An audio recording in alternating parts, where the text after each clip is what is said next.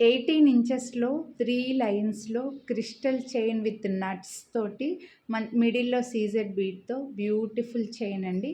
3 కలర్స్‌లో వచ్చాయి మనకి. బ్లాక్, పింక్ అలాగే గ్రీను. నేను వేసుకున్న గ్రీను ఇలా మీకు 3 బీడ్స్ వచ్చి మిడిల్‌లో నట్స్ వస్తాయన్నమాట. Gold nuts. మళ్ళీ 3 బీడ్స్, 3 నట్స్ వచ్చేసి ఒక పెద్ద సీజెడ్ బీడ్ అయితే వస్తుంది. ఇందులో 3 కలర్ ఆప్షన్స్ ఉన్నాయి.